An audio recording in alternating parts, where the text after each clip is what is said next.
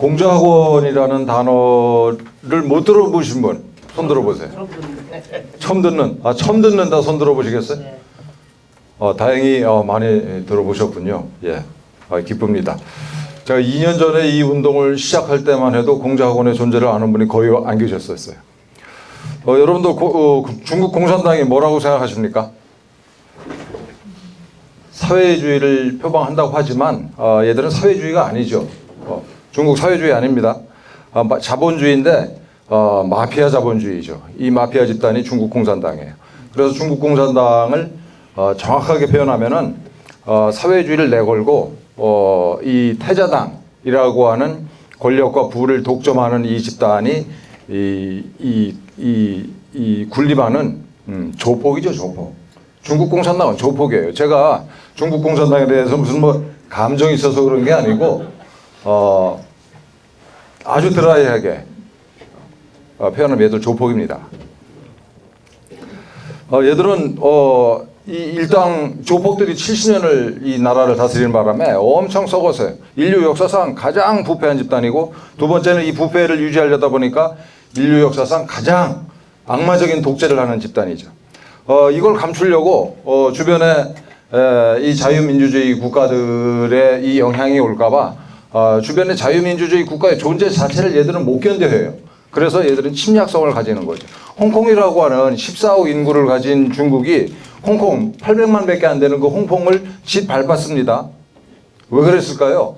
그 걔들이 홍콩이라고 하는 자유민주주의 체제의 존재 자체를 얘들이 못 견디는 거예요. 그러니까 이게 굉장히 침략적인 이 속성을 가질 수밖에 없죠. 그래서 얘들은 그 노동운동을 정말 악랄하게 탄압을 해요. 중국 공산당이 노동운동을 탄압한다. 또 이 자체적인 자발적인 사회주의 연구 모임, 또 심지어는 모택동 사상 모임, 이런 거 다 단속 대상입니다. 이런 거 생각해 보셨어요?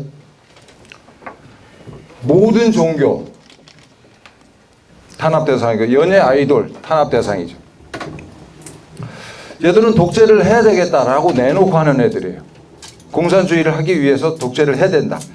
그리고 다민족 국가고 14억 인구나 되기 때문에 독재 안 하면 체제가 무너진다라고 국민들한테 세뇌를 해서 국민들이 이걸 내면화했어요. 우리는 땅도 넓고 인구도 많아서 할 수 없이 독재해야 돼. 이게 내면화가 되어 있습니다. 그러다 보니까 얘들은 부패 덩어리죠. 당 자체가. 말단에서 최상부까지 정말 완전히 썩어 있는 집단입니다. 이거는 개개인의 부정부패 문제가 아니고 체제 문제. 썩을 수밖에 없는 집단이에요. 다행히 인민해방군도 이렇게 정말 썩어 있는 군대입니다. 우리한테는 얼마나 다행이에요. 이런 그 사례가 있는데, 이거 보면은 말단 경찰관으로 시작해서 쭉 승진해서 얘가 어디까지 올라갔냐면은 장쩌민의 측근 멍젠주라는 그 정법위원회 서기까지 이 뇌물고리가 연결된다라는 기사예요. 이거는 중간에 몇몇 사람의 부정부패의 문제가 아니고 체제, 공산당 일당 독재 체제의 문제다라는 거지. 이 중국 공산당의 부패라고 하는 것은. 이 랴오닝성 그 공안청장 보면은 이 4명이 다 부패로 이제 퇴진했는데, 이거는 무슨 시진핑이 늘 얘기하듯이 무슨 뭐라고 해야 되나요? 이게 정부운동이랄지 체제를 좀 이렇게 깨끗하게 청소하자 이런 차원이 아니고, 얘들, 이 당하는 애들은 전부 다 권력 투쟁에서 밀려난 애들이죠. 당내 이제 파벌 투쟁에서. 그래서 이 보시라이 지금은 숙청된 그 전 충칭시 서기, 지금 총리하는 리커창, 이 사람들이 근무할 때 이 공안청장들이 전부 다 이렇게 이 부패 혐의로 전부 다 목이 잘렸는데, 이게 무슨 뜻인가요? 리커창마저도 이 부패 고리에서 결코 자유롭지 않다는 뜻이죠. 시진핑 이런 놈들. 그래서 얘들은 이 대국답게 부정부패의 규모가 우리의 상상을 초월해요. 이게 전부 다 금괴인데, 이렇게 돈을 모은 놈이 도대체 얼마나 그 고위 관료였을까 알아보니까 별것도 아니에요. 저 해남성에 하이난도에 이 성도가 하이커우시라고 있는데, 거기 시장이에요. 우리로 치면 제주시 시장. 걔가 이렇게 많은 금괴를 긁어 모았어요. 그러니까 얘가 이렇게 모을 때까지 아래 사람들은 몰랐을까요? 아래 사람들이 다 모여서 바친 거죠, 얘한테. 그럼 얘가 이렇게 모을 때까지 위에서는 몰랐을까요? 그 북경에 있는 중국 공산당 최고위층에서 이거 몰랐을까요? 그럼요, 다 상납받은 거죠. 그러니까 얘가 여기까지 모을 수 있었죠. 그런데 줄을 잘못 써가지고 삐끗해서 이렇게 당하는 거죠. 얘들은 정말 중국 스케일이 큰 나라. 이렇게 벤틀리 뭐 슈퍼카 100대 모은 놈이 얼마나 높은 놈이었냐 또 봤더니만 하얼빈 시의 전력국 부국장이에요. 다른 놈들은 뭐 얼마나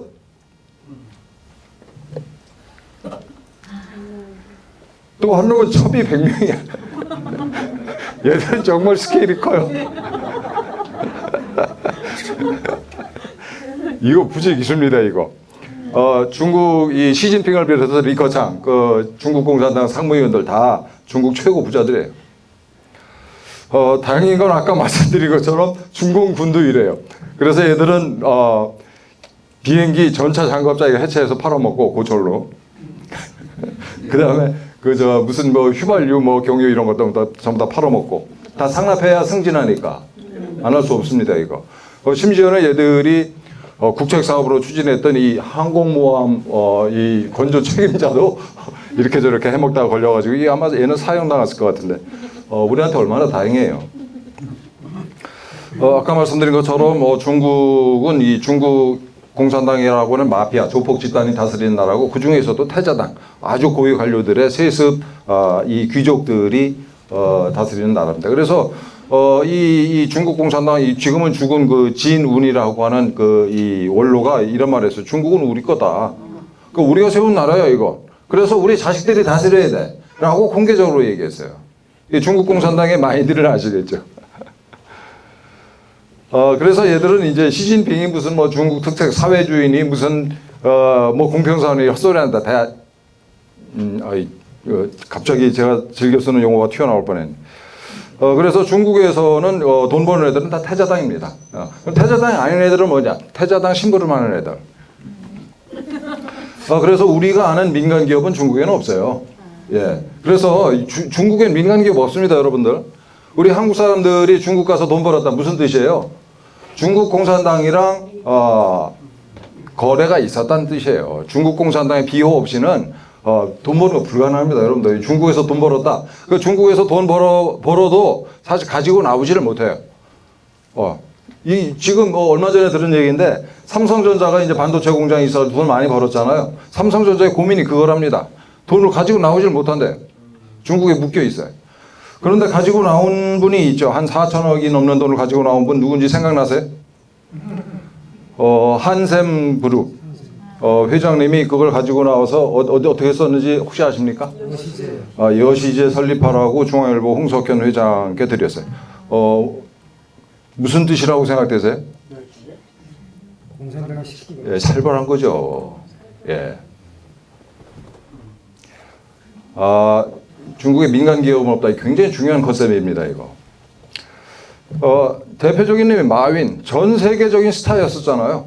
중국 최고의 부자였고. 갑자기 하루아침에 빈털털이 됐습니다. 이게 중국이에요. 예. 갑자기. 가끔 이제 엉뚱하게 농장.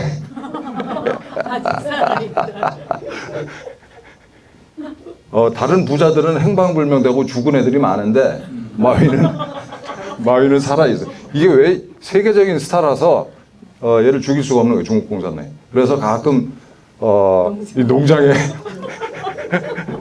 데리고 가가지고 살아있다는 걸 보여줘야 돼. 중국이 이렇게 험악한 나라가 아니다. 중국이 이런 나라인 줄 아셨습니까? 굉장히 웃기는 애들이에요. 얘는 행방불명 됐어요. 아직까지 행방 안 나타나요. 이 200조 원의 이 돈을 가지고 있던 애가 갑자기 행방불명 됐어요. 다 이게 이 공산당 간부들이 나눠갖고. 이거는 이제 우리로 치면 석유공사 사장을 했던 이 아주 젊은 친구였는데 이때 나이가 50도 안 된 친구였는데 갑자기 여기 사장을 했어요. 갑자기. 이 당시에 이제 이 총서기가 시킨 거죠. 그런데 정권이 바뀌면서 갑자기 사라져서 얘도 아직까지 어디 있는지 몰라요. 예. 중국의 부자들이 진짜 부자들은 굉장히 위험하죠, 이게. 대표적으로 이 판빙빙 갑자기 사라졌어요, 얘도. 그러다가 이제 4개월 있다가 반성문 쓰고 나 살아있어요라고 이제 동영상을 얘가 내보냈죠. 이런 나라입니다, 중국이란 나라가. 그래서 중국 공산당이 뭐라고요? 조폭이에요. 조폭. 중국 사회주의가 아닙니다, 절대. 자본주의 하는데 조폭들이 간판만 내걸고 있을 뿐이죠. 중국 공산당의 목표는 뭘까요? 지들끼리 영원 무궁토로 헤쳐먹는 거예요. 이게 얘네들의 목표입니다. 대를 이어서. 대외적으로는 세계를 제패하는 거예요. 이게 얘네들이 그냥 하는 말일 것 같죠? 세계 제패. 얘들이 간이 벗나? 설마 이게 국민들을 이렇게 으쌰으쌰 시키려고 하는 말이겠지? 라고 생각되시는 분 안 계세요? 얘들 진짜 세계 제패하려는 애들입니다. 진짜. 그리고 공작을 하고 있어요. 수십 년 하고 있어요, 지금.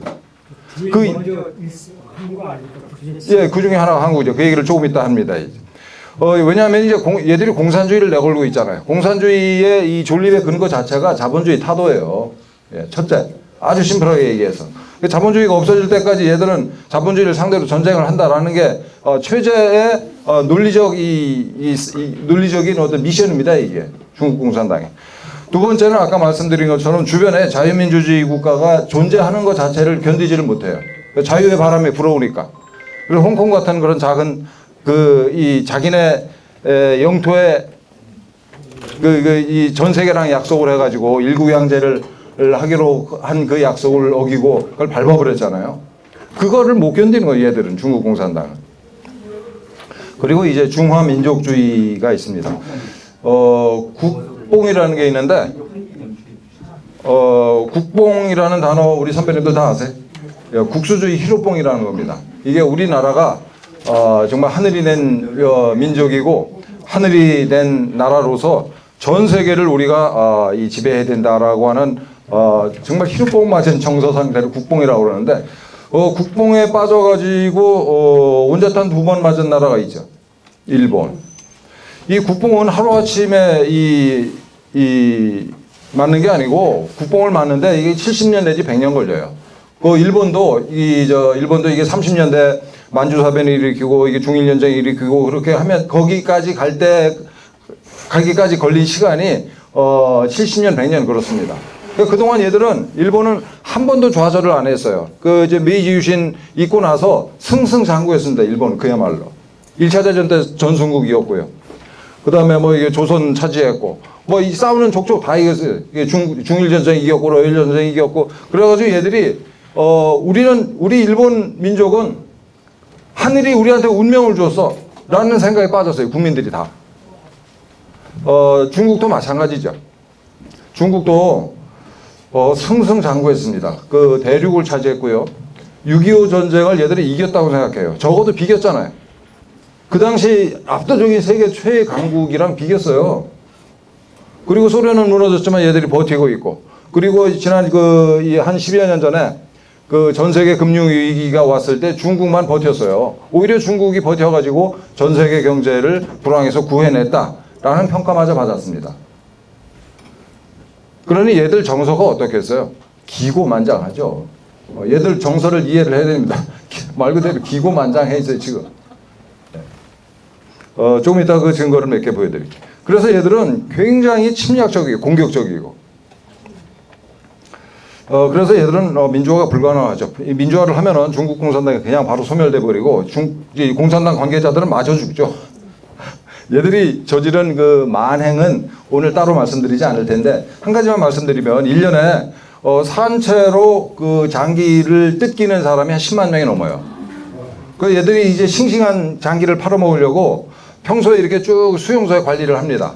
데이터베이스를 만들어가지고 얘 혈액형은 뭐고, 특이 체질은 뭐고, 이런 거 쭉 데이터베이스로 관리해가지고 어떤 손님이 와요. 그럼 그 손님에 맞춰서 사람을 골라. 그래가지고 가사 상태로 만들어요. 그래서 산채로 장기를 뜯어내는 이 짓을 1년에 10만 명이나 하는 얘들이 정말 인류 역사상 최악의 악마적인 집단입니다, 이것들은. 중국 공산당 소멸되고 이 중국이 해체되죠, 당연히. 그렇죠. 그래서 얘들은 민주화가 불가능해. 그럼 이게 이 악마적인 집단이 인류를 위해서 어디로 가야 되나? 아주 간단합니다. 이게 내파, 안으로 폭발해서, 다시 말씀드리면 내부적으로 지들끼리 쿠데타로 일어나고 뭐 군벌들끼리 싸우고 그래가지고 나라가 뭐 한 5호 16국 시대가 되는 수밖에. 그게 이제 트럼프의 전략이었고 현재 미국 등의 전략인 거죠. 이게 중국을 내파시키자. 근데 이게 내파 과정에서 얘들이 발작을 할 수가 있잖아요. 우리 이대로 안 죽는다라고 그래가지고 전쟁을 도발할 수가 있어요. 거기에 대비해서 포위망을 촘촘하게 구축을 하는 거죠, 미국이. 그래서 이 공산당이랑 이 공존하자, 좌우 합작하자 이따위 소리들은 아주 좋게 말하면은 뭘 몰라서 하는 망상이죠, 망상. 정확하게는 뭘까요? 간첩이죠. 예. 공산당이랑은 있잖아요. 우리 남북한 관계도 마찬가지인데, 좌우 합작하자, 뭐 평화 통일하자, 자꾸 전문 용어를 해야 이게 어감이 탁 사는데, 이건 말도 안 되는 겁니다, 이거. 예. 김구 선생이 우리 48년 대한민국 수립하기 직전에 북한 왔다 갔다 하면서 무슨 뭐 남북 합작이니 뭐니, 좋게 말해서 어리석은 거고, 난 그 양반이 거의 포섭되지 않았나라는 의심도 가지고 있어요, 김일성한테. 예, 얘들이 이런 생각을 가지고 있기 때문에, 이 미국과의 전쟁이 불가피하다라고 스스로 생각하고 있어요. 오래된 생각입니다, 이거. 미국과의 전쟁이 불가피하다. 지금 전쟁하고 있다고 생각을 해요. 저 유명한 투키디데스의 함정은 이건 정말 상식이죠. 기왕에 이 패권 국가가 있는데 새로 이 패권 국가가 등장한다. 둘이 전쟁할 수밖에 없는 거잖아요. 원숭이 사회도 그런데. 그래서 이 전쟁을 해야만 하고 할 수밖에 없는데 지금 하는 중인데 그럼 어떻게 이길 것이냐. 이기기 위한 방법론을 쭉 정리해서 1999년에 중국군 장성이 이제 우린 초한전이라는 걸 해야 된다라고 이 책으로 냈어요.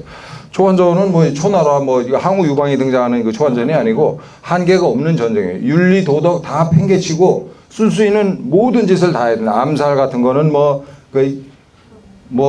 미인계, 뇌물, 남의 나라 이게 꼬시고 싶은, 포섭하고 싶은 정치인, 딸내미 불러다가 장학금 줘서 대학 졸업시키고, 그 다음에 걔를 다시 이 중국 인민은행에, 취직도 시켜주고, 그 사람이 누구죠?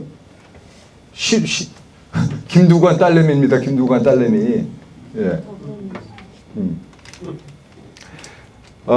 그렇다고 김두관 의원님께서 제가 중국 간첩이다 이런 얘기를 하는 건 아니에요. 이게 양태로 봐서 중국 공산당이 남의 나라 정치인을 포섭하는 아주 고전적인 형태를 보이고 있어요. 저는 그분이 애국자일 거라고 생각을 합니다. 그런데 이 초한전이라고 하는 이 컨셉이 1999년에 갑자기 나온 게 아니고 중국 애들이 평소 하던 짓이 이런 거예요. 이걸 그냥 초한전이라고 개념 정리를 한 거죠. 초한전의 이 대표적인 양상이 이 마약을 퍼뜨린 거예요. 상대방 국가에. 지금 우리나라에 펜타닐이 엄청 퍼져 있는데 특히 이제 반려동물, 이 수의사들한테 가면 우리 강아지 먹인다고 펜타닐 처방받는 애들이 그렇게 많다는 거예요. 이런 참 지금 마약 큰일 났습니다. 이거 펜타닐 배후에 중국이 있는 거예요. 미국은 마약으로 죽는 애들이 1년에 10만 명이랍니다. 10만 명. 이 중국 공산당을 볼 때 얘들은 정말 강적이에요. 정말 강적입니다. 이게 우리 상상을 초월하는 강적이에요. 얘들이 우선 2500년의 역사를 가지고 있어요. 손자병법이 무려 2500년 전에 나왔습니다. 얘들 병법사가 부지기수예요. 이 전략적 사고가 이 내면화된 이 집단이죠. 이게 중국인들이라고 하는 것이. 그리고 세계 공산주의 운동사랄지 100년 동안의 당사, 중국 공산당 당사. 그 다음에 이제 이 일당 독재를 이제 70년 동안 해오면 이건 놀라운 거예요. 우리는 민주주의 국가는 이제 여야가 바뀌잖아요. 계속. 근데 얘들은 한 당이 70년 동안 해왔어요. 그러니까 얼마나 이 지혜, 지식, 기술 이게 축적이 됐겠습니까? 우리가 상상할 수 없는 수준이에요. 이거는. 거기다가 이제 무지막지한 인구가 있고 이 그 초한전 중에서도 대표적인 게 통일전선 전술이라는 건데, 이 유나이티드 프론트, 연합전선이라고도 얘기해요. 별거 아니고요. 모름지기 모든 정치 세력은 통일전선 전술을 써야 돼요. 우리 우파도 마찬가지입니다. 이거 뭐냐면은 적을 고립시키기 위해서 주적, 그 주적을 제외한 잠재적인 적까지도 끌어안고 연합전선을 펼치자라는 게 통일전선 전술이에요. 아니 이거 이 좋은 걸 왜 공산당만 씁니까? 우리 우파도 그렇게 해야 돼요. 우리 우파는 어때?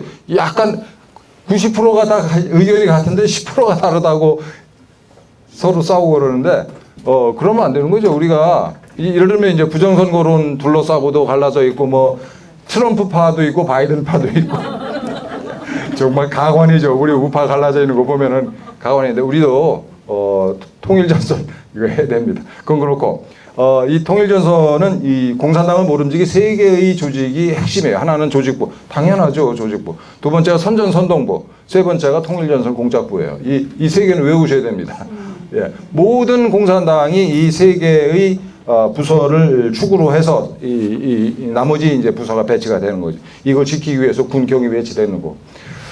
그러니까 이건 무슨 뜻이냐면은 중국 공산당이 평소에 밥 먹고 하는 짓이 뭐다? 선전선동과 통일전선 공작이다라는 뜻이에요. 평소에. 그러니까 이거 특별할 때 특별한 적을 상대로 이걸 하는 게 아니고 얘들은 평소에 이걸 해요. 통일전선 공작과 선전선동을. 이 미국도 이걸 이제 눈치를 챘어요. 이건 벌써 2022년 전에 기사인데, 뉴스위크에 그 시진핑이 미국을 뒤집어 엎기 위해서 비밀 계획을 세워서 추진하고 있다는 기사입니다. 이게 이제 그 에포크타임즈에 번역이 돼서 보도가 됐는데, 그래 이게 통일전선 공작 조직이라고 하는 게 도대체 어떤 놈들이냐? 아주 간단합니다. 중국인들이 관련된 모든 조직이 통일전선 조직이에요. 살벌한 거예요, 이거. 이거 여러분들 꼭 알고 계셔야 돼요. 중국인들이 있다. 그거 통전 조직이에요. 무조건. 그래서 뭐 향후회, 동창회, 무슨 뭐 치과의사협회, 무슨 뭐 슈퍼마켓 협회, 무슨 뭐 평화통일 뭐 추진 단체랄지 이런 거 다 중국인들이 발을 걸치고 있으면 다 통전 조직이다. 대학에 와 있는 중국인 유학생들. 예, 걔들 이제 중국인 유학생 회가 있어요. 예, 대학마다 그 통전 조직이죠. 예. 걔들이 있는 거 다 통전 조직. 그 중에 이제 대표적인 통전 조직이 오늘 말씀드릴 이 공자학원입니다. 서론이 너무 길었나요? 재미있어요. 예. 이 공자학원이 있잖아요. 공자를 내세워서 공산주의 사상을 가르치는 선전 첩보기관이에요. 얘들이 진짜 일을 많이 합니다. 이따 보시겠습니다만은. 친중 여론 조성하고 친중 인맥도 만들고 뭐 이 유학생들 감시해야 되는 이유가 그 중국이라는 나라에서 살다가 이 대한민국에서 살면은 유학생들이 얼마나 헷갈리겠어요. 나도 이런 나라에서 살고 싶다죠. 이렇게 변심하는 놈이 나올까봐 걔들 감시해야 되잖아요. 그다음에 이제 정보 수집하고 이따 보시겠습니다만 이 통일전선 공작의 거점이에요. 거점.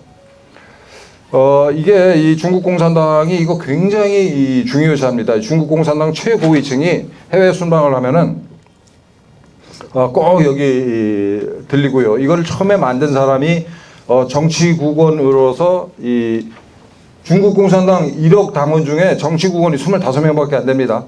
중국의 이 큰 대규모 행정구역이 이제 33개인데 성시급 뭐 이게 홍콩 뭐 이게 자치구 등등 해가지고 33개인데 그런데도 정치국원이 25명밖에 안 돼요. 얼마나 높은 자리인지 아시겠죠? 정치국원이. 정치국원 중에서 상무위원을 뽑는 거예요. 시진핑 등 7명. 그러니까 그 시진핑도 정치국원으로서 상무위원인 거죠. 이렇게 높은 자리에 있으면서 이제 통일전선 공작을 책임지고 있는 자들이 이 공작원을 관리하고 있어요. 걔들이 만들었고 걔들이 대를 이어서 이제 이 공작원을 관리를 하는 거죠. 그래서 이거는 이 2010년도 사진인데 시진핑이 그 당시 부주석으로서 이제 호주에 갔을 때 멜버른 공과대학 공작원에 들렸던 장면입니다.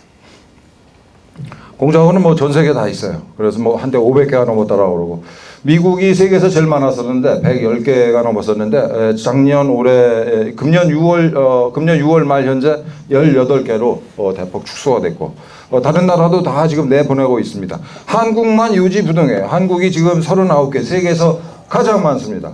이 좁은 땅이. 그러니까 중국 애들이 우리 대한민국을 얼마나 정말 탐을 내고 있는지. 세계 최초의 공작원을 이 서울 강남에다 얘들이 만들었어요.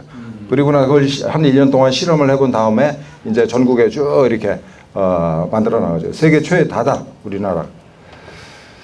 그래서 심지어는 중고등학교에까지 있습니다.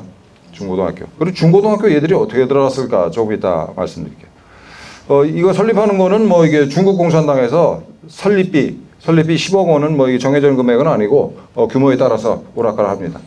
설립비랄지 연간 운영비 중국 공산당이 다 부담하는 거예요. 다. 그러니까 우리 측에서는 부담이 전혀 없어요. 그리고 우리 대학은 뭘 부담하냐? 빈 교실 내주는 거. 그리고 강사 중국 애들이 다 뽑아서 보내요. 훈련시켜가지고. 또 교재 중국에서 다 만들어가지고 가지고 들어옵니다. 교육과정 일체를 중국 공산당이 관리하죠. 그리고 중국 공산당에서 상시적으로 이제 감시하고 평가를 해요. 왜냐하면 우리가 여기서 가르쳐서는 안 되는 것들을 가르칠까봐. 그래서 만약에 이제 예를 들면 한양대 공작원이다 그러면 이제 한국 측 원장, 중국 측 원장 이런 시스템인데 한국 측 원장이 쓸데없이 애국심이 강해. 그래서 애국심 이전에 이 학자로서 학문적 자유가 중요하다고 생각하는 멍청이에요. 그래서 이 사람이 우리 중국 얘기를 하는데 홍콩 얘기를 뺄 수가 있냐, 또 대만 얘기를 뺄 수가 있냐, 그래가지고 그 얘기 했다간 어떻게 될까요? 공작원 그냥 철수해버립니다. 근데 이 공작원이 들어와 있어야 중국 유학생들 받아들이고 그럴 거 아니에요? 우리 교수들이 이 공작원이 들어온 지가 지금 몇 년 되죠? 한 15년 넘고 다 그런데 15년 동안 1년에 한 명씩만 여기를 거쳐왔어도 우리 교수들이 한 학교에 최소한 15명이 공작원을 거쳐간 대학 교수들이에요. 대학 분위기가 어떻겠습니까? 우리 대학 교수들 큰일 났어요. 여기 혹시 교수님 대학 교수 출신이시나요? 우리 교수님은 안 그러시던 걸 제가 확신하면서 우리 대학 교수들이 얼마나 또 목에 힘주고 다니는지 혹시 아십니까? 엄청 힘주고 다녀요. 그래서 제가 대학 교수를 만나고 이 얘기하면은 말을 잘라요 아예. 네. 대화가 한데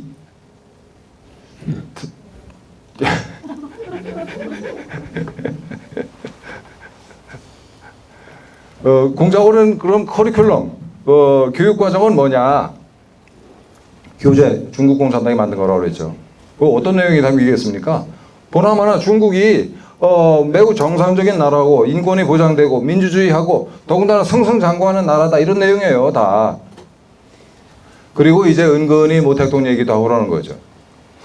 그리고 중국에 대한 부정적인 얘기는 철저하게 배제합니다. 이거 굳이 끼워 넣으려고 그랬다가는 그런 사람 아직 대한민국에 하나도 없었어요. 예. 이 공작원에 대해서 제가 이제 이 운동을 하니까 이 어떤 이 연세대학교 공작원 원장이라는 교수가 인터뷰를 하기를 아니요 커리큘럼 우리 것도 집어넣어라고 이 인터뷰한 게 있어요. 옆에 있었으면 뺀지로 그냥 물론 우리가 만들어서 집어넣을 수 있어요. 근데 그 내용이 중국 공산당을 건드리면 안 돼요. 아주 간단한 겁니다. 그래서 얘들은 일당 독재이기 때문에 무슨 공작을 할 때 한 30년 정도는 기본이에요. 우리는 30년짜리 계획 박정희 대통령 때 가능했죠. 1차 5개년, 2차 5개년 이렇게 가능했는데 왜냐하면 그 양반은 한국적 민주주의를 해서라도 대한민국을 발전시키겠다고 목숨을 걸었기 때문에 소위 삼선개헌이랄지 이 유신혁명이랄지 이런 것들은 그 다음에 이제 뭐 긴급조치 이런 거 지금 보면 있잖아요. 그건 진짜 정말 견디기 어려운. 그런데 그걸 하는 사람 심정은 어땠을까요? 목숨을 걸고 한 거죠. 목숨. 예. 언제 죽을지 모르겠다라는 각오를 하고 그렇게 간 거예요. 어쨌든 이제 이런 이 중국 애들은 한 30년 내다보고 이런 공작을 하고 있다. 최소한 30년이죠. 그러니까 지금 20대 애들 가르치면 50대, 여기 출신들이 50대 대한민국에 이제 그야말로 중견들이 됐을 때 그때를 내다보고 하는 거죠. 얘들이 이제 대학 안에만 있으면 다행인데 지역사회 전체를 상대로 공작을 해요. 그래서 우선 1차적으로는 인근의 이제 초중고등학교에 공작 교실이라는 이름으로 이게 프로그램을 쭉 퍼뜨리고 초중고등학교에 또 지역 주민 대상으로 이제 각종 문화 행사를 합니다. 중국이라는 나라에 대해서 반감을 안 갖게끔. 그래서 뭐 영화도 공짜로 틀어주고 무슨 뭐 이게 불러다 차도 먹이고 별짓 다 하죠. 그 다음에 교육계를 비롯해서 그 사회 지도층 인사들을 체계적으로 포섭을 해요. 정치인, 공무원, 기업인들 다 포섭하고 대표적인 방법은 이제 중국으로 불러들이는 거예요. 얘들이 아주 고전적인 수법이에요, 이거. 중국으로 일단 오시면 어느 나라나 이 포섭하고 싶은 사람이 있으면은 이 짓을 합니다. 중국으로 불러들여요. 불러들인 다음에 남자들을 대상으로는 뭔 짓을 하는지 되게 짐작하시겠죠. 호남대 이 공작원 원장이신데, 2006년에, 그러니까 강남에 세계 최초의 공작원이 만들어지고 2년 있다가, 호남대 이 공작원이 만들어집니다. 이 이정식 원장이 굉장히 열심히 하신 분이에요. 공작원 연합회 회장을 10년 이상 한 분인데, 이 주목할 거는 이제 광주광역시가 이 윤정현 시장 시절에 그 당시에 이제 광주시청의 역점 사업 중에 하나가 이제 차이나 프렌들리 사업이에요. 그래서 중국인들이 좋아할 만한 이런저런 거리들을 많이 만들고 배치해서 중국인 관광객들을 받아들여서 이 광주 경제를 살려보자라는 멍청한 생각을 했죠. 만약에 이게 성사가 됐으면 이 광주가 자발적으로 이렇게 했기 때문에 중국 공산당 입장에서 투자할 필요성을 느꼈을까요? 자발적으로 이렇게 차이나 프렌들리 하는데 만약에 여기 중국인들이 대거 몰려가서 중국인들 덕분에 여기 경제가 북적북적해졌다. 어떻게 됐을까요? 이거는 중국 땅이 되는 거죠. 그렇잖아요. 중국 돈에 이 목을 걸고 있는 동네가 되는 건데 굉장히 위험한 생각. 최문순이가 그 비슷한 생각을 했었죠. 우리 국민들이 나서가지고 막아냈습니다만은. 그래서 이 차이나 센터라는 것까지 만들었어요. 그래서 이런 홈페이지도 있습니다. 여기서 UCC 공모전 등등 그야말로 차이나 프렌들리하게 만들려고 일 진짜 열심히들 하고 있어요. 이 차이나 프렌들리 이 사업을 하고 있는 이제 차이나 센터는 아까 말씀드린 호남대학교가 위탁해서 운영을 하고 있습니다. 위탁을 받아서. 그런데 또 재미있는 건 이 광주에 있는 중국 총영사관은 어느 나라나 미국도 그렇고 우리도 그렇고 간첩 소굴이에요. 이건 얘기 하나만 합니다. 이 건물이 이제 호남대학교 소유 건물에 입주해 있어요. 그래서 보면은 이 광주는 이제 중국 공산당이랑 호남대학교, 광주시청 그리고 광주 지역사회가 아주 밀접하게 다음에 적절한 단어가 생각이 안 나는데 연결되어 있습니다. 광주 지역사회가 이렇게 돼버렸어요. 그럼 왜 얘들이 이 광주를 이렇게 집중적으로 공략을 했을까? 광주가 이 일각이긴 하지만 반대한민국 정서가 상당히 팽배하잖아요. 안타까운 일인데. 예. 첫째. 그리고 이 광주 전남에 이 2006년도에 어떤 이 중학교 선생인가가 자기 애들 한 150명인가 데리고 빨치산 전적지를 찾아가서 거기 빨치산 문화재 참석한 적이 있어요. 전교조 교사가. 그 사람이 이제 국가보안법 위반으로 기소가 됐는데 법원에서 아마 그 지역 법원이죠. 그렇죠? 법원에서 무죄 판결을 내렸어요. 어쨌든 이런 식으로 이 정서 자체가 중국 공산당이 침투하기 좋은 정서다. 그 다음에 광주시가 나서서 우리는 차이나 프렌들리 하겠다고 하니까 그 다음에 이제 서해안의 군사 전략적 가치도 있고 멀리 내다보고 덤비는 게 아닌가. 그래서 이 중국 공산당은 광주에 대해서 특별한 애정을 가지고 있다. 저는 이렇게 판단을 하고 있어요. 그래서 광주 나아가서 전남북 전체를 이 중국 공산당 해방구로 만들려는 게 얘들의 장기 계획이다 이렇게 보는 거죠. 미국의 샌프란시스코를 이렇게 만들었어요. 중국 공산당이. 제가 유튜브를 하는데 한민호 TV라고 거기서 이런 방송을 한번 한 적이 있습니다. 이게 중국 공산당이 어떻게 샌프란시스코가 어떻게 이 중국 공산당의 해방구가 됐는지 시간 되시면 한번 찾아서 보시고요. 그래서 이 차이나 프렌들리 이 사업 중에 하나로 이 공자학원이 호남대학교 공자학원이 최고위 과정이라는 거를 이제 2016년에 만들죠. 그래서 이제 10개월 과정이고 50명을 모았다고 그러는데 이분들 모시고 이렇게 이제 뭐 연수도 가고 여기는 안 나와 있지만 비즈니스 기회도 만들어 주겠죠. 중국 공산당이 중국이랑 이렇게 저렇게 물건 사고 팔 수 있는 기회도 제공을 하고 그래서 이분들이 전부 다 중국 공산당 간첩이 됐냐? 물론 그건 아니죠. 그건 아니지만 기본적으로 친중 인사들이 되지 않았을까? 이런 짓을 하는 거죠.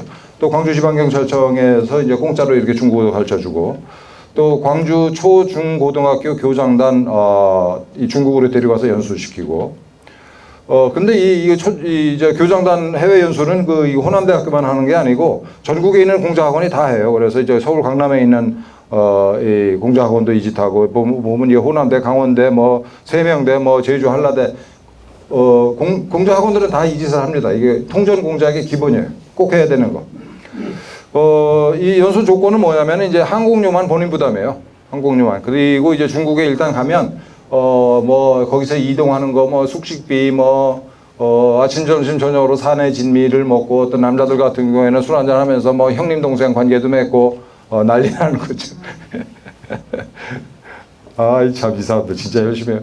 호남대는 교감단을 대상으로 해서도 이 사업을 하고 있고 특이한 건 여기 이제 광주 시의회 의원이 여기 이제 꼈었는데 이걸 제가 왜 불길하게 보냐면은 아까 이 샌프란시스코 말씀드렸죠. 그 샌프란시스코 쪽으로 지금부터 한 10년 전에 크리스틴 팡이라고 하는 그 여간첩을 중국 애들이 이제 침투시켰어요. 중국 공산당이. 그래서 이 여자애가 그 근처 정치인들을 몸으로 전부 다 포섭을 했습니다. 다 남자친구들이에요. 특히 주목해야 될 건 맨 왼쪽에 얘 이름이 에릭 스월웰이라는 친구인데 얘가 이 당시에 이 사진 찍을 때 이 샌프란시스코 바로 옆에 더블린 시라고 있어요. 더블린 시의 시의회 의원이었어요. 그래서 멀리 보고 얘를 키웠죠. 중국 공산당이. 크리스틴 팡도 붙여주고 선거운동할 때 이 샌프란시스코 이 캘리포니아 일대 중국인들이 굉장히 많이 삽니다. 선거운동할 때 돈도 대주고 사람도 대주고. 그래서 이 에릭 스월웰이 결국 연방 하원 의원이 됐어요. 이런 식으로 사람을 키우는 거죠. 길게 보고. 본받을 게 많습니다. 중국 애들한테. 광주시교육청이랑 그 중국어 방과 후 학교 사업 같이 하기로 했고 전남 도교육청 중국어 교사 관리하고 있고 이 공자학원에서 그 여기 중국어 교사는 다 한국인들이죠. 우리 한국인 교사들을 공자학원에서 관리하고 있어요. 이게 왜 중요하냐면 이 중국어 선생님들이 가르치는 애들이 간접적으로 중국 공산당의 메시지를 다 전달을 받을 수밖에 없는 구조예요. 이거 상당히 심각한 건데 이거 뭐 이 도서관에서도 이 짓하고 또 분원 이 광주에 있는 공자학원이 저 여수에 분원을 만들었고 또 심지어는 저 전라북도 고창에도 분원을 만들었고 그런데 이렇게 일을 하는 거는 이제 이 호남대 공자학원만 이렇게 하는 게 아니고 전국에 있는 공자학원들이 다 모른지 이렇게 해요. 그래서 이제 계명대 이거는 이제 2007년도 기사인데 17년도 인근에 이때 이미 41개 중고등학교랑 MOU를 체결을 해가지고 중국 공산당의 메시지를 이렇게 퍼뜨리는 짓을 하고 있는 거죠. 자기들이 열심히 일을 한다고 생각을 해요. 또 이것뿐만 아니라 진짜 일 열심히 하는데 얘들 전남고등학교, 광주 전자공고, 세종고 육군 31사단 내도 중국 교육부의 도서 및 자료를 공짜로 받아서 지원하는 공자학당을 설치할 예정이다라고 2008년 기사인데 제가 확인을 못했습니다. 이후에 어떻게 됐는지. 중국과 친해지기 그래서 공자학원의 날 행사도 펼치면서 이제 시민들 모셔다가 뭐 이것저것 공짜로 이게 보여주기도 하고 뭐 이게 먹여주기도 하고 그리고 이제 정률성 합창제라는 걸 하는데 이 호남대 공자학원 원장이 이런 말을 해요. 호남대 공자 아카데미는 광주 속의 작은 중국이다. 우리는 이렇게 그 최문수는 또 이렇게 얘기했잖아요. 그 우리 내 마음속에 1대1로를 깔았다 뭐 이런 문학적으로 들릴 수 있는데 중국 공산당 입장에서는 이 광주는 이 우리 중국 공산당의 해방구다 라는 생각을 할 수밖에 없죠. 그러니 정률성이 누구냐? 이 사람 그 2014년 광주 출신인데 30년대에 이제 중국으로 건너가요. 중국으로 건너서 중국 공산당에 이제 입당을 합니다. 이 당시에 우리나라에 똑똑한 사람들이 중국 공산당에 입당한 사람들이 굉장히 많아요. 그게 이제 이거 민족 해방의 길이고 나가서 계급 해방의 길이다 이런 멍청한 생각에 빠져가지고. 그 당시에 이거 20년대 초반에 이미 이승만 대통령 같은 경우에는 공산당에 당부당 그래가지고 공산당이 허당이라는 거를 이미 다 알고 계셨는데 진짜 똑똑한 분은 어설프게 똑똑한 자식들이 이 짓을 많이 했어요. 그래서 어떤 정률성이가 중국으로 가서 이제 이 중국 공산당 인민해방군 군가, 팔로군 행진국, 지금도 이거 이 인민해방군 군가입니다. 이거를 작곡을 해줬고 또 6.25 때는 6.25 전에 이제 우리 북한으로 와가지고 북한 인민군 해방군가도 이 사람이 만들었어요. 음악적으로 굉장히 소질이 많은 사람이다. 그래서 광주에서 이제 차이나 프렌들리 사업의 일환으로 이제 정률성 음악제라는 성인 대상의 정률성 음악제도 매년 하고 정률성 동요제, 이 초등학교 애들 상대로 동요제도 이제 매년 열심히 해요. 그러면 이게 여기는 이제 광주 애들만 나가는 게 아니고 전라남북도 이 초등학생들이 다 여기 참여하는 건데 아니 그 노래를 배우면서 얘들이 뭔 생각을 하게 될까요? 은연중에 자연스럽게 정말 참 광주 사람도 정말 아이고 정말 그래서 이제 이정표를 새로 세웠는데 이제 이 정률성 동요제에서 우승한 애들 데리고 중국까지 갔어요. 가가지고 이제 후난 대극장이라는 데서 공연해주고 그럼 여기 한번 참여한 애들은 죽을 때까지 그 감격을 가지고 사는 거죠. 아이고 얘들은 우리가 따라갈 수가 없어요. 족탈불급에. 얘들의 생각은 진짜 어떻게 할 수가 없어. 차이나 프렌들리 사업의 일환으로 이제 이 2009년도에는 그 광주 시내 한복판에다가 이렇게 정률성 동상, 공산주의자 동상을 이렇게 세웠어요. 그리고 이 일대 가로를 이제 행정구역을 정률성로, 우리나라 이제 서울로 치면 을지로 뭐 충무로 이런 것처럼 정률성로라는 걸 지정을 해서 애들 세뇌시키고 있습니다. 이런 아이고 참. 그래서 뭐 이런 세미나도 열심히 하고 참고로 일제 때 이제 일제 침략에 맞서기 위해서 국민당군이랑 공산당이랑 이제 좌우 합작을 하잖아요. 좌우 합작해놓고 실제 싸운 건 누가 다 싸웠습니까? 장개석의 국민당이 깨져가면서 혼자 다 싸웠어요. 일본군이랑 중국 공산당 모택동군이랑은 서로 정보 교환하고.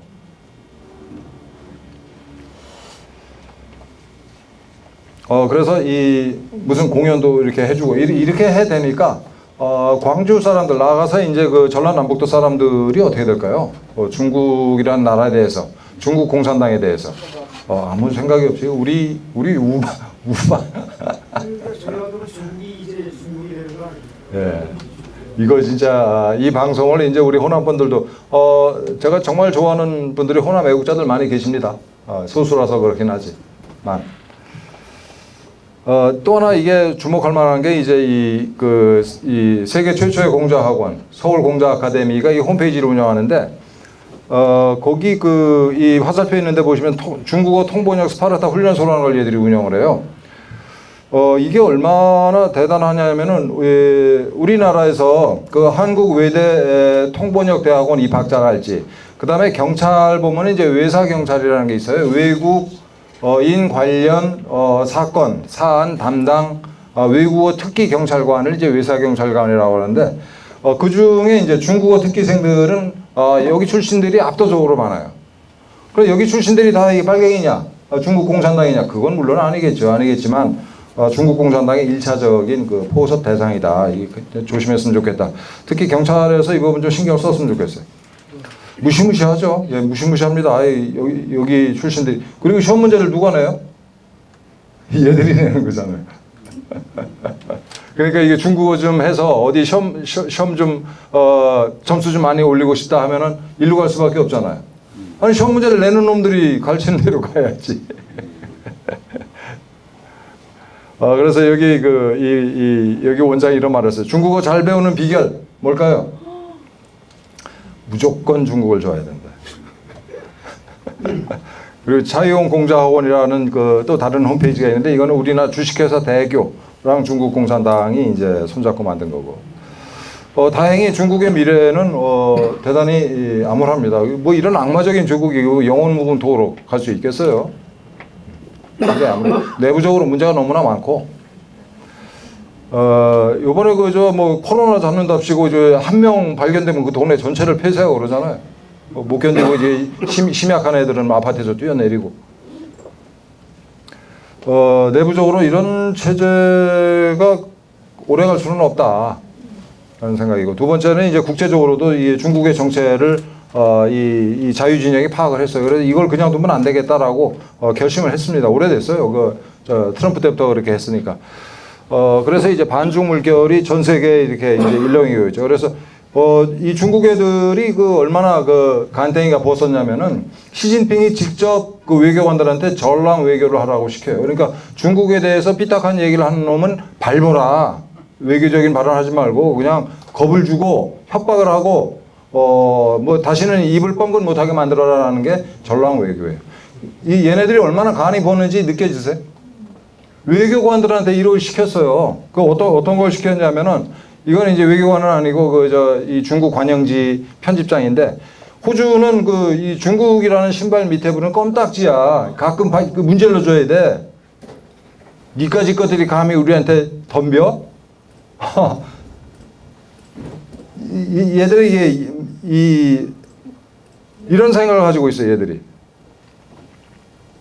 뿐만 아니고 뭐 이게 프랑스에서는 이 대만 프랑스 상원의장을 비롯해서 의원들이 대만 간다고 그러니까 이 계획을 짠 이 연구원한테 이제 어린 불량배, 미친 하이에나 이거는 번역을 이렇게 했는데 우리말로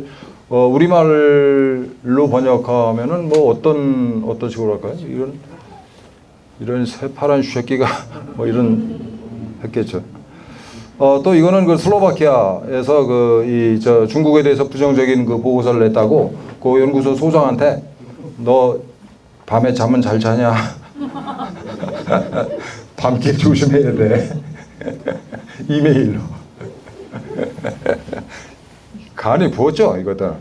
이런 것들 그냥 두면 유럽에서는 시진핑 에 관해서 누가 유명한 사람이 슈피겔 편집장이 책을 써가지고 출판 기념회 하려고 그랬는데, 나서서 얘들이 막아버리면서 한 말이 시진핑은 보통 사람이 아니야. 니들이 입에 올릴 사람이 아니다, 얘들아. 새끼들 하여튼. 우리한테는 얼마나 다행해요, 이게. 이렇게 기고만장해가지고 날뛰는 게.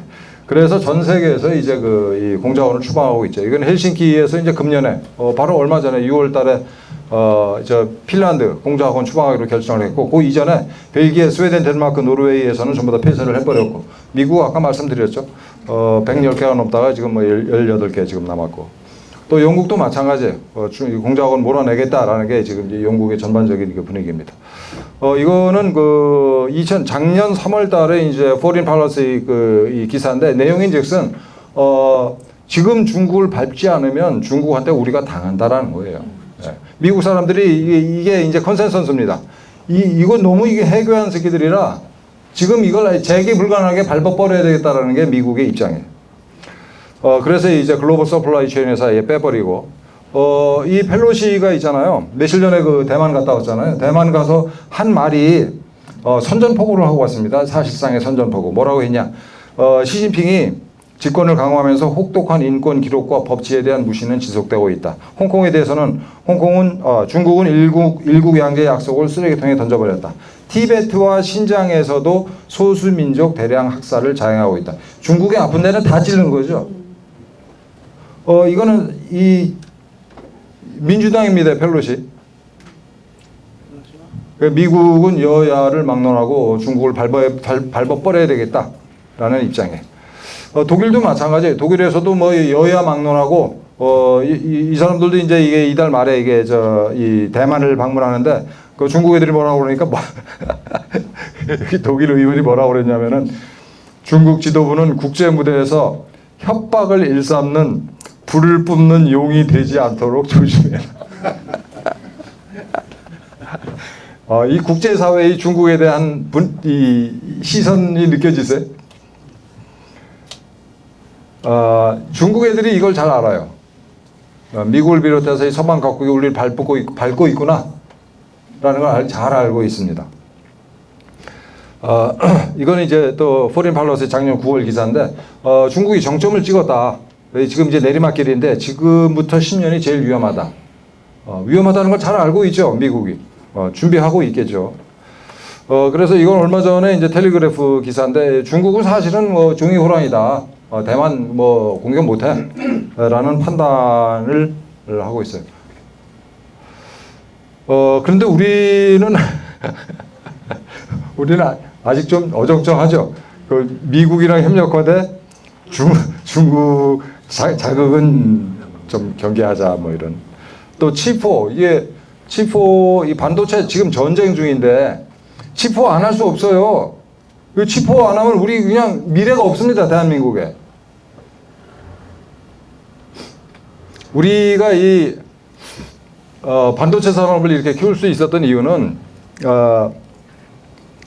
일본이 기고만장해가지고 노라고 말할 수 있는 일본 뭐 웃자고 헛소리를 했잖아요. 미국을 그냥 그 미국의 속을 정말 긁어놔가지고 그러니까 이거 우리한테 까불지 마. 우리한테 까불면 이게 소련이랑 손잡을 거야. 뭐 이따위 소리를 했어요. 그 책에서 공개적으로. 그래서 미국이 이거 지금쯤에서 밟아야 되겠다. 일본을. 그래서 이 일본이 반도체를 포기하게 만든 거죠. 그래서 그거를 우리한테 준 거예요. 치포 안 하면 우리는 진짜 미래가 없습니다. 이게. 근데 아직도 좀 어정쩡한 입장인 것 같아요. 이 공자학원 관련해서는 더 황당하죠. 다른 나라에서는 이렇게 지금 난리가 났는데 공자학원 추방하느라고. 우리나라에서는 이제 태평성대, 대학 교수들 진짜. 지금 공자학원에 부역하는 거는 또 공자학원 방치하는 거는 이게 범죄입니다, 이미. 예. 우리 애들한테 학생들한테 진실을 안 가르치고 중국 애들이 말하고 싶은 거, 보여주고 싶은 것만 보여주고 있잖아요. 이게 무슨 대학 교수입니까, 도대체? 중국 공산당이 주는 푼돈 몇 푼 받아먹고. 그래서 앞으로는 이 공자학원 출신이라는 게 이 낙인이 될 겁니다. 이미 그 공자학원 출신들은 고위 공직자에 임명하면 안 된다라는 얘기가 나오기 시작하고 있어요. 그래서 이 방송을 보시는 분들 또 주변에 공자학원 관계자가 있으시면 이거 진짜 평생 낙인이 될 수 있어요. 재수 없으면. 빨리 손 띄시기 바랍니다. 제가 이 공자학원 추방 운동을 이제 2년 한 3, 4개월 전에 이제 시작을 했는데 그동안 그 공자학원의 위험성에 대해서 이게 국민적 인식이 굉장히 넓어졌습니다. 저는 이렇게 생각을 해요. 이건 공자학원이 이제 눈에 보이는 상징이죠. 중국 공산당이라고 하는 거대한 악마 집단의 이제 눈에 보이는 촉수예요. 막연하게 중국 공산당 나쁜 새끼들이 이렇게 가면은 너무 거창하니까 당장 눈앞에 보이는 이제 공자학원을 타겟으로 삼아서 운동을 시작을 했습니다. 그리고 이 싸움은 이 중국 공산당을 상대로 한 전 세계 자유시민들의 이 세계대전이다. 실제로 세계대전이죠. 이렇게 생각을 하고 있습니다. 그래서 이 세계대전을 하는데 우리가 이게 이 대한민국이 눈동자만 굴리고 이게 양다리에 걸치게 되지도 않는 그러면 안 되겠다 싶어서 반중 투쟁의 상징이자 이제 원점이다라고 이제 스스로 의미 부여를 하고 있습니다. 이제. 너무 길게 했나요? 괜찮습니다. 예, 장시간 경청해 주셔서 고맙습니다. 마치겠습니다. 질문 하나 있는데 질문 하나. 예, 질문. 네. 지금 강의를 듣다 보니까 그 공자학원이라는 것이 병폐가 많은데 그거를 병폐가 많은 걸 알면서 제재할 길은 없는 겁니까? 이제 이 대학 당국은 포섭이 됐고